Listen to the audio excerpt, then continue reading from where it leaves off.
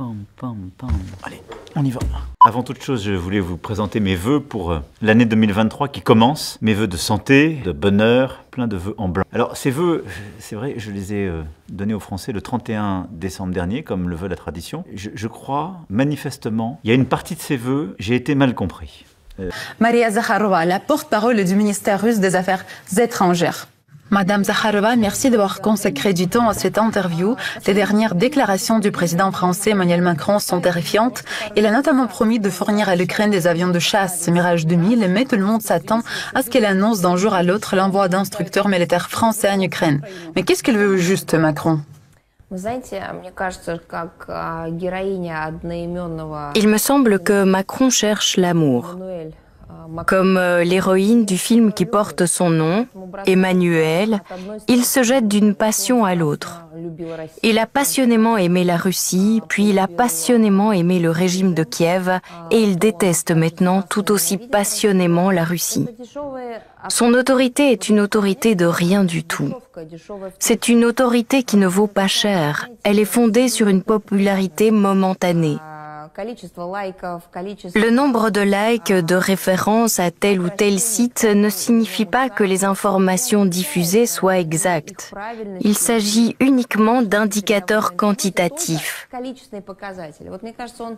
J'ai l'impression qu'il fait ces déclarations bizarres, controversées, douteuses, même pour l'OTAN, dans un seul but: être constamment en vue. À mon avis, il pense que peu importe ce qu'il dit, peu importe comment il le dit, l'important c'est qu'il y ait des journaux faisant leur gros titre de son nom. L'important c'est que tous les médias internationaux parlent de sa personnalité. J'ai entendu les évaluations de politologues français.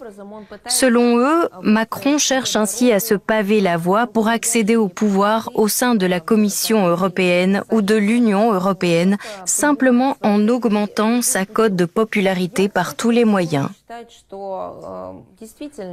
Je suis d'ailleurs encline à croire qu'il est en effet si égoïste qu'il est prêt à tout mettre en jeu, à savoir l'histoire de la France, le bien-être des Français, la sécurité de la France, uniquement pour ses ambitions de carrière.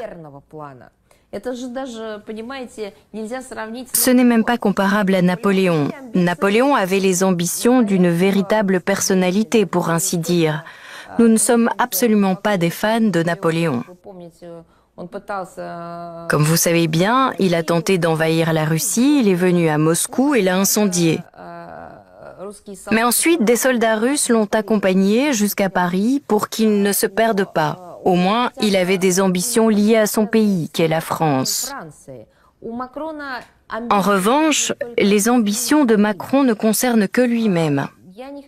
Je ne veux pas entrer dans les détails de sa vie privée, de ses bizarreries, mais il est évident que c'est un homme ayant de graves problèmes psychologiques. Peut-être que pour lui, c'est un moyen d'échapper à ses problèmes personnels. Je pense qu'il s'agit d'une part d'ambition colossale et non fondée, du souhait de poursuivre une carrière politique à l'échelle mondiale, et d'autre part de problèmes psychologiques qui ne lui permettent pas de penser de manière systématique et de construire des chaînes logiques. Et je le répète, c'est lui qui a tout mis en jeu. Ça fait longtemps que la France n'a pas connu une honte telle que celle qu'elle connaît aujourd'hui. Elle a connu une honte comparable au début de la Seconde Guerre mondiale, lorsque le gouvernement français est devenu un gouvernement collaborationniste et n'a pas résisté aux troupes d'Hitler. C'est à peu près le même niveau de honte que connaît la France aujourd'hui. Je tiens à rappeler que l'autre jour, le ministre français des Affaires étrangères, protégé de Macron, a littéralement déclaré que la Russie n'avait pas été invitée aux célébrations du jour J, jour où l'Europe a été libérée du nazisme et du fascisme, parce qu'il y a 80 ans, les Alliés avaient vaincu l'impérialisme. Pardonnez-moi, mais il faut être complètement ignorant pour déclarer une chose pareille. Et pas du point de vue de l'histoire d'un autre pays, mais de la sienne. Personne n'a jamais vaincu l'impérialisme. C'était la victoire sur le fascisme, sur le nazisme. Et s'ils avaient combattu l'impérialisme, la France aurait dû se battre elle-même. Qu'est-ce que cela veut dire ? Cela veut dire que Macron lui-même, ainsi que tous ceux qu'il a portés au pouvoir, n'ont ni les connaissances, ni l'expérience, ni le niveau de compétences requis dans les domaines dont ils sont responsables. C'est une situation étrange qui ne s'est jamais produite en France. Il faut le garder à l'esprit lorsque l'on entend les déclarations de Macron qui se suivent. Maintenant, parlons de ce qui se passe. Les États-Unis poussent le continent européen vers un nouveau conflit continental. C'est évident. Washington l'a fait maintes fois. Je vous rappelle que ce sont les États-Unis qui ont bombardé la Yougoslavie, un État situé au centre de l'Europe. Il pourrait sembler que le continent européen soit parfaitement capable de résoudre ses propres problèmes. Les plus grandes armées, une histoire riche et d'énormes capacités financières. Mais non.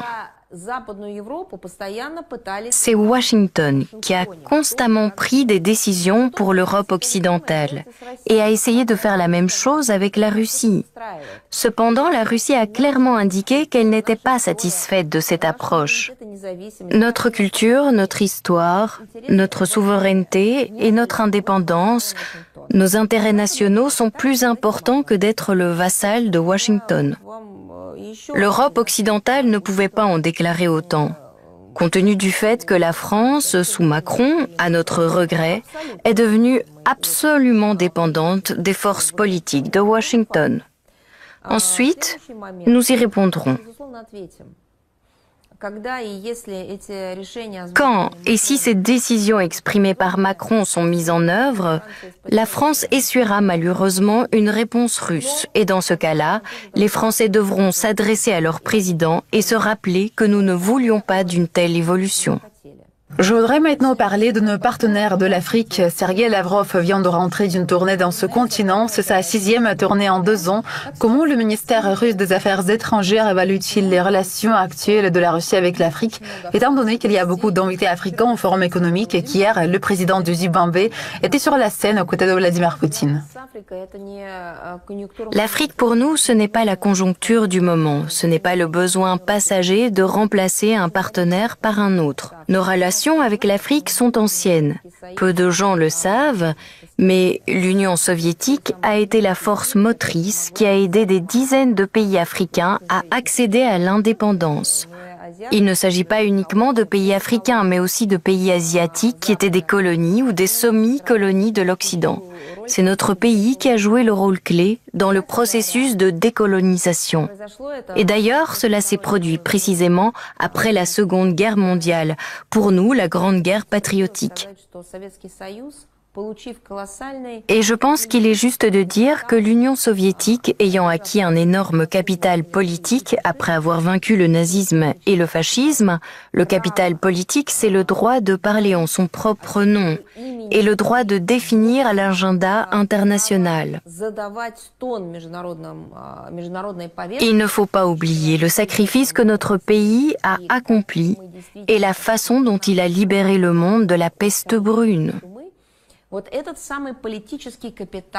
L'Union soviétique n'a pas investi ce même capital politique pour dominer dans le monde entier ou pour mettre en œuvre le concept d'exclusivité dont les pays occidentaux sont aujourd'hui malades. Après la victoire sur le nazisme, l'Union soviétique a investi son capital politique dans la justice et dans la libération du continent africain. On s'est appuyé sur notre pays.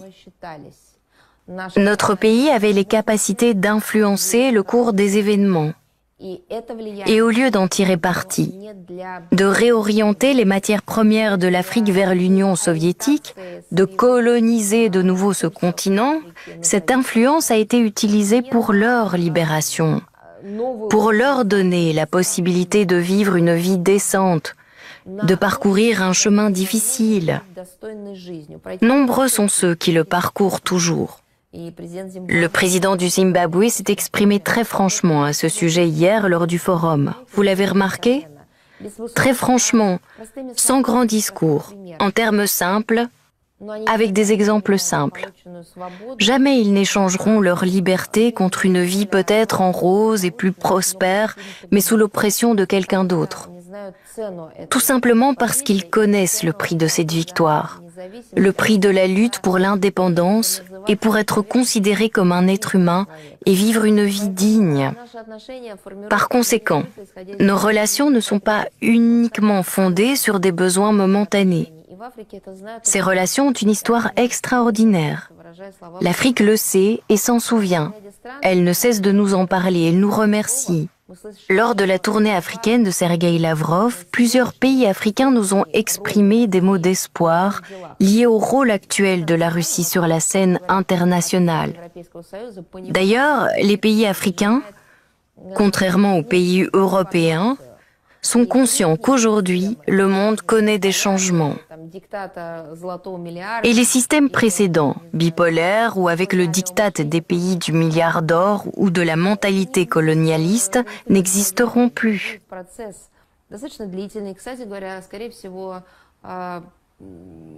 Ce ne sera pas tout de suite, ce sera un processus assez long et fort probablement avec des crises, mais un monde multipolaire et polycentrique émerge, c'est évident. Par conséquent, beaucoup comptent sur la Russie, en espérant que le monde puisse réellement s'engager sur la voie d'une plus grande justice. Le monde ne sera jamais juste, nous en sommes tous conscients, mais nous devons avoir en tant que guide la justice et non la déshumanisation, la dictature, la domination, le néocolonialisme, le racisme et la discrimination.